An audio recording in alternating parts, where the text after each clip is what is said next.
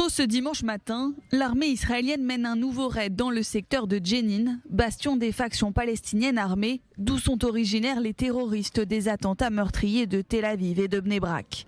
Les recherches se concentrent dans le village de Yabed, près de Jenin, dans le nord de la Cisjordanie.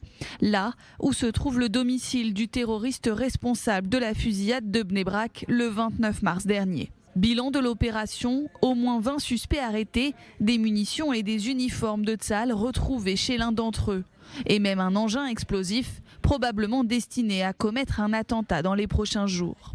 Dans le même temps, des Palestiniens du camp de réfugiés de Balata aux abords de Naplouse entrent par effraction dans l'enceinte du tombeau de Joseph et vandalisent le lieu saint.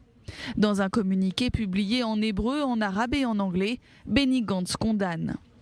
Il s'agit d'une grave violation de la liberté de culte dans l'un des lieux les plus saints pour les Juifs. Israël se chargera de réparer le complexe, de le remettre rapidement dans son état d'origine et de prendre toutes les mesures pour qu'un tel incident ne se reproduise plus. Et la menace sécuritaire ne faiblit pas.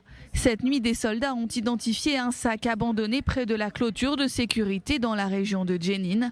À l'intérieur, un fusil Carlo et des munitions. Nous avons repéré une cellule terroriste près de la clôture de sécurité. Ils ont jeté leurs armes et se sont enfuis de la zone. Nous continuerons de contrecarrer le terrorisme. C'est notre mission. Cette même clôture, déjà mise en cause lors de l'attentat de Tel Aviv jeudi. Le terroriste de Dizengoff est soupçonné d'être entré illégalement en Israël grâce à une brèche au niveau de la ville d'Oum el-Fachem. Un plan de rénovation de la barrière de 360 millions de shekels devrait être présenté au cabinet de sécurité ce dimanche.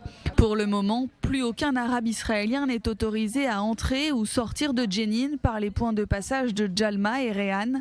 Les visites familiales en Israël ont par ailleurs été suspendues pour les habitants du sous-district de Jenin.